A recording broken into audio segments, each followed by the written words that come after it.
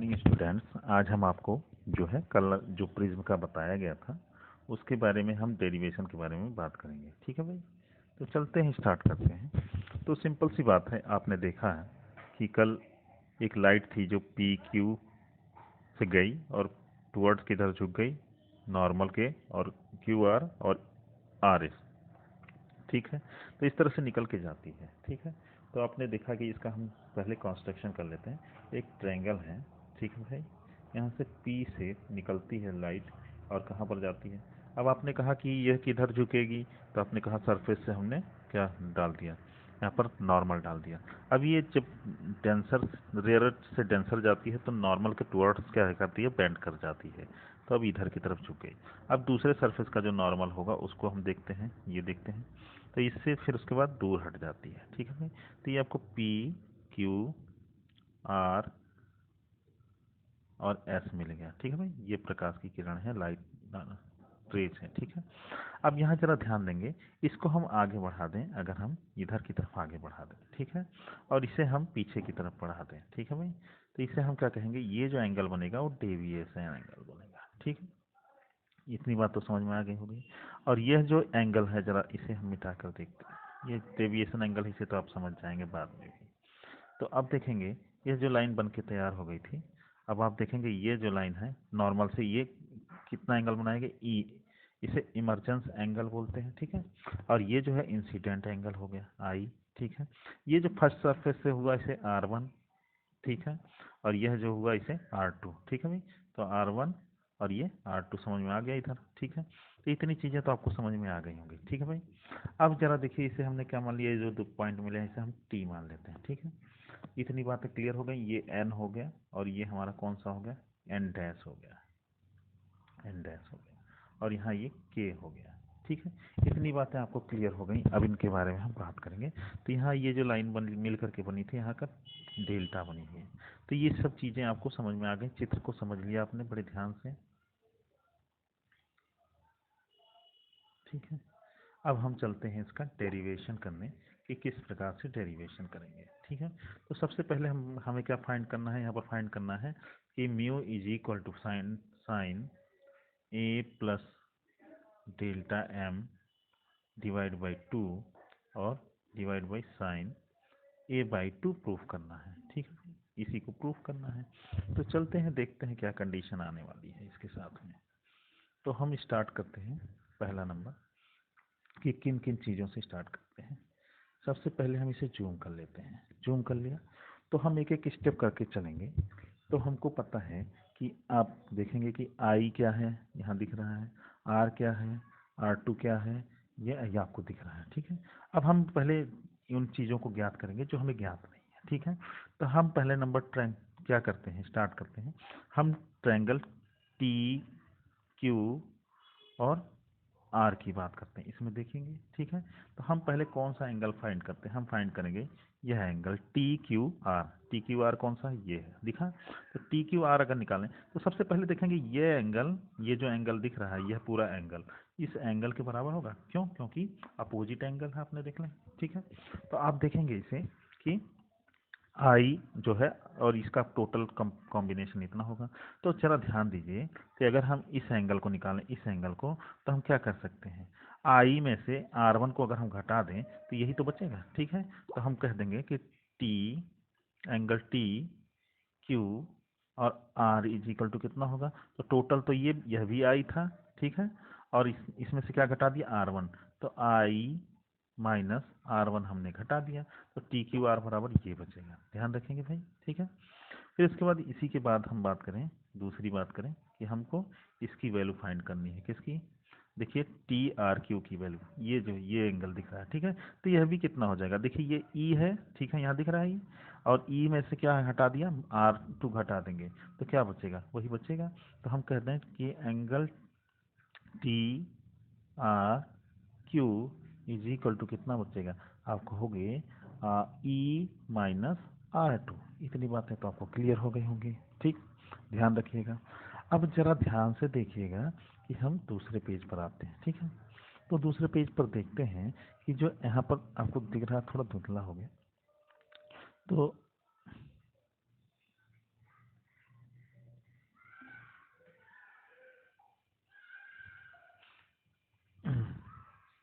ये जो दिख रहे हैं एक ट्रायंगल हमारे पास है, कौन सा है, ये दिख रहा है, ये ट्रायंगल है, ठीक है। इस अरे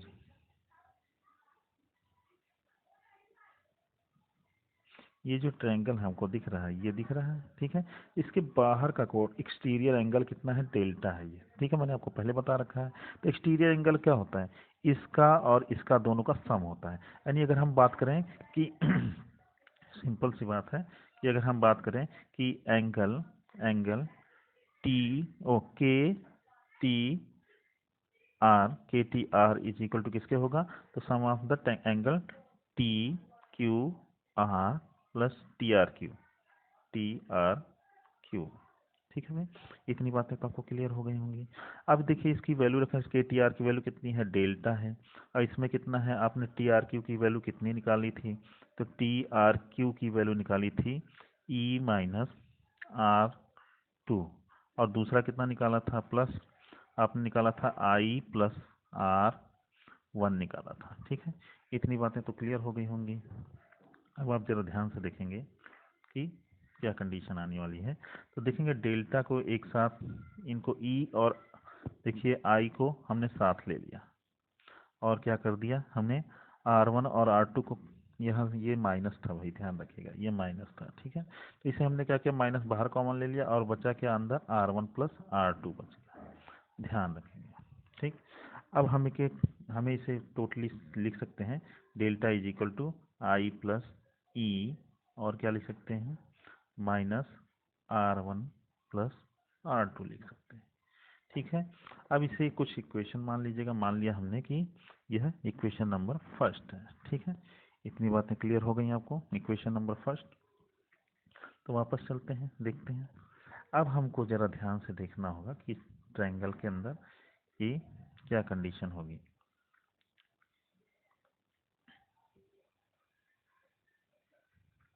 अब आप बात करेंगे इसमें, सिंपल सी बात है कि ये जो कोई भी ट्रायंगल होता है तो उनके तीनों एंगल का जो सम होता है वो कितना होता है, 180 होता है। तो आप ट्रायंगल क्यू ओ आर की बात करें, ट्रायंगल क्यू ओ आर की बात कर रहे हैं, इसकी बात कर रहे हैं।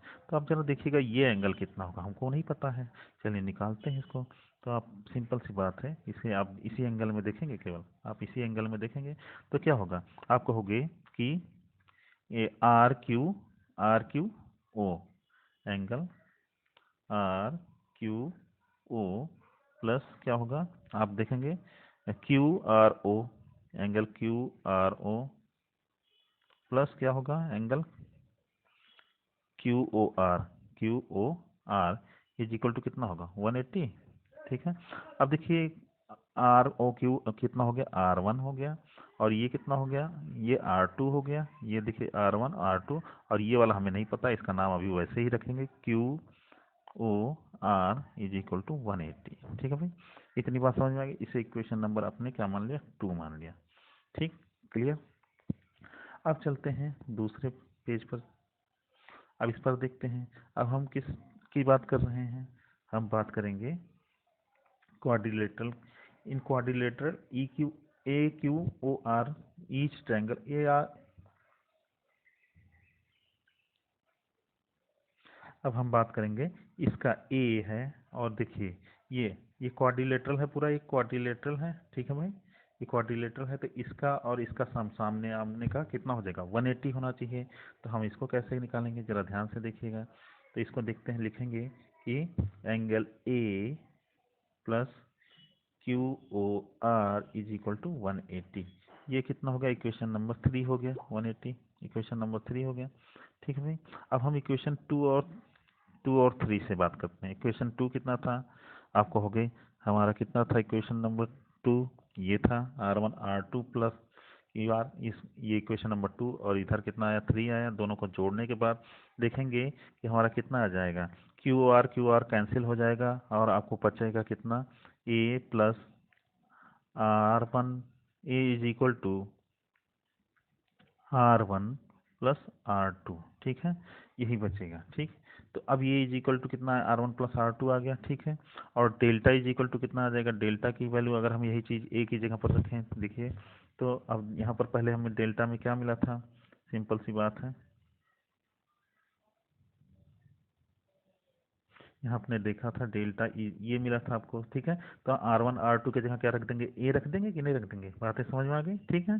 तो इसलिए हम वापस चलते हैं, देखते हैं कि हमें क्या मिल जाएगा। यहाँ आई प्लस डेल्टा और यहाँ क्या रख दिया, माइनस क्या रख देंगे, ए रख देंगे, बातें समझ में आ गई। आई प्लस डेल्टा नहीं, यहाँ पर क्या रखें, आई प्लस ई, ठीक है, माइनस ए बचेगा, ठीक है। अब इस तरह से आप आएंगे तो वापस आते हैं, तो अब आपको क्या मिल जाएगा, R1 प्लस R2 बराबर कितना बचा है, ए, और डेल्टा इज इक्वल टू क्या बचा, delta is equal to i plus e minus A, ये बचा।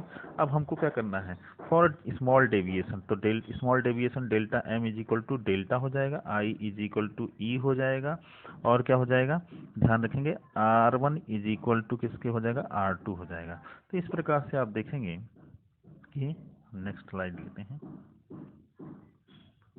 देखते हैं तो क्या हो जाएगा, आप कहेंगे delta delta M is equal to कितना हो जाएगा, आई आई होगा, और प्लस ई के जगह भी क्या हो जाएगा, आई हो जाएगा, और फिर इसके बाद माइनस ए था ही, तो आप इसे जब सॉल्व करेंगे तो कितना आ जाएगा, delta M is equal to 2i minus A, या आई इज इक्वल टू कितना आएगा, डेल्टा एम अपॉन कितना आ जाएगा, डेल्टा एम प्लस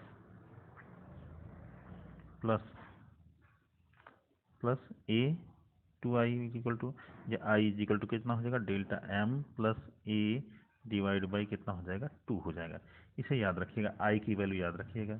अब उसके बाद हम बात करेंगे, आप कहेंगे कि क्या हो जाएगा, ये आपने देखा R1 प्लस R2 बराबर कितना था, ए था, R1 R2 बराबर हो गए, तो इसलिए R2R बराबर कितना हो जाएगा, ए हो जाएगा, या R is equal to A by 2 हो जाएगा। तो अब आपको क्या क्या मिल गया, अब आपको मिल गया आई बराबर delta M plus A divide by 2 मिल गया, और क्या मिल गया, आर बराबर मिल गया ए बाई 2 मिल गया। इस प्रकार से आप स्नेल का लॉ यूज करेंगे, sine I upon sine R, sine I upon sine R. तो आर साइन आई की जगह आप क्या रख देंगे, साइन आई की जगह आपने क्या रख दिया, आर की जगह क्या रख दिया, साइन आई की जगह आपको रखना पड़ेगा ये A plus delta M divide by 2, और आर की जगह क्या रख दिया, ए बाई 2, ठीक है। इस तरह से आपको यह समीकरण प्राप्त हो जाएगा। यही था आपका जो है कल का डेरिवेशन, ठीक है।